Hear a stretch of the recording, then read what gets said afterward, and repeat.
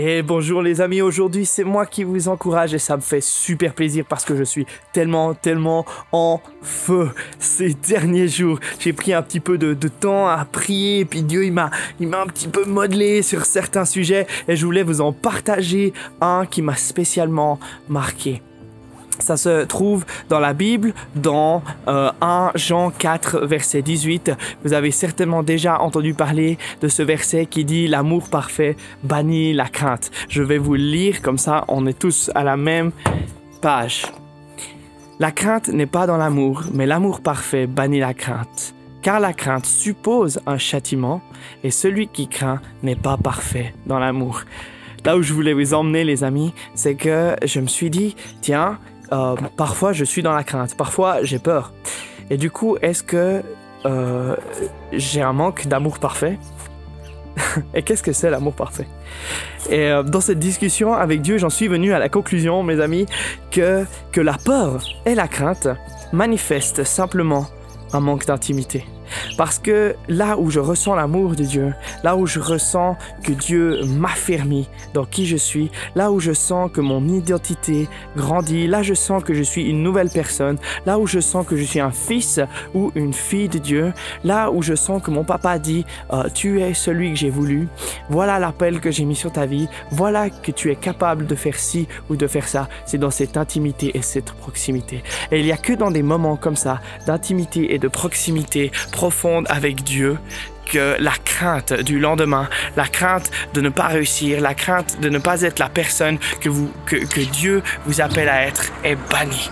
Et c'est ça où je voulais vous encourager les amis, c'est d'analyser dans votre vie au jour d'aujourd'hui un domaine où vous avez de la crainte et spécialement peut-être en ces temps de pandémie, en ces temps de confinement où on a le temps de réfléchir et de se dire de quoi est-ce que j'ai réellement peur et de se dire est-ce que c'est un domaine qui ne manifeste pas en fait un manque d'intimité avec Dieu.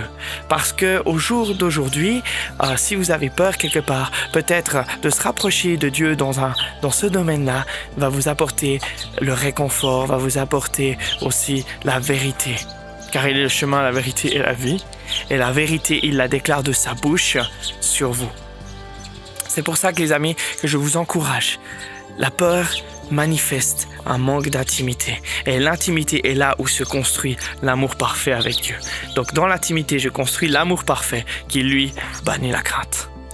Voilà mes amis, je voulais vous encourager là-dessus et vous laisser réfléchir si vous avez quelques retours, quelques idées ou quelque chose qui se sont passés dans votre cœur suite à ça. Vous pouvez laisser un commentaire sous cette vidéo et puis j'y répondrai volontiers. Vous pouvez aussi m'envoyer un message privé sur mon Facebook si vous avez envie. On peut en discuter ensemble, ça me ferait plaisir. Je prétends pas avoir la vérité absolue et peut-être que vous avez d'autres révélations qui s'ajouteraient à ça et ce serait génial de vous entendre. Sinon, je voulais aussi vous donner une petite idée,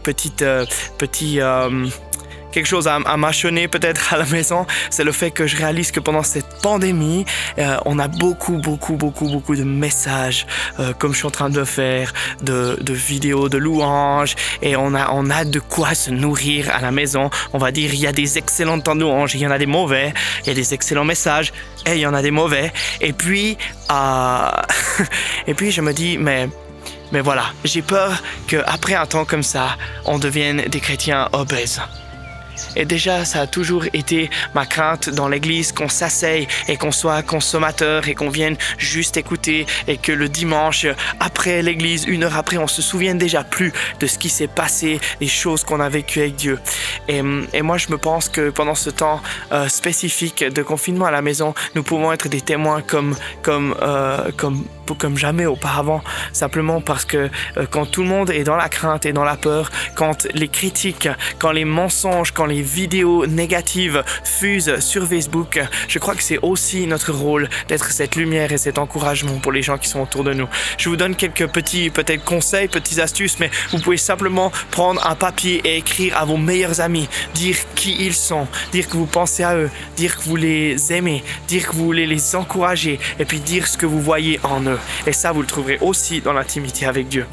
Une autre chose que je peux vous encourager, c'est simplement le téléphone ou Skype ou tous ces programmes de visioconférence. Appelez vos amis, priez pour eux, dites-leur qu'il y a un nouvel espoir qui est en Jésus-Christ aussi pour eux. Et que dans un temps comme celui-là, où ils n'ont personne à la maison, il y a un Dieu qui veut être intime et qui veut les rencontrer même dans leur canapé. Et qu'il les poursuit avec un amour et une passion comme jamais ils ne connaîtront sur cette terre. Est-ce que je peux vous encourager, les amis, à être réellement des témoins et des gens qui parlent de qui est Dieu en ce moment? Ça me brûle sur mon cœur. Écrivez des lettres, envoyez des messages, soutenez financièrement peut-être des indépendants qui ont de la peine. Prenez soin des personnes âgées, faites-leur les commissions, donnez-vous les moyens d'être la lumière qui brille, priez pour vos voisins. S'il vous plaît,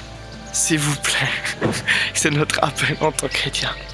Je vous aime, Gospel Center, et tous ceux qui regarderont cette vidéo, je me réjouis de vous voir bientôt après cette crise et qu'on partage ensemble les témoignages et les histoires qui nous sont arrivées incroyables avec Dieu.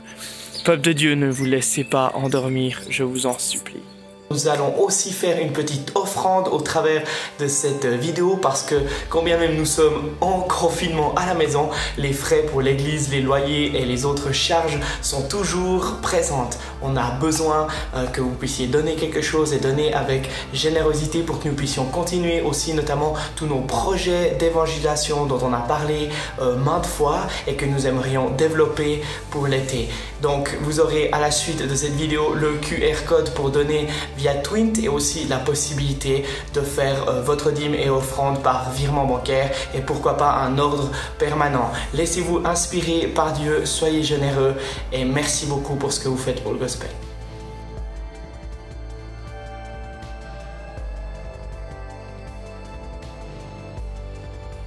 Allez, ciao, ciao.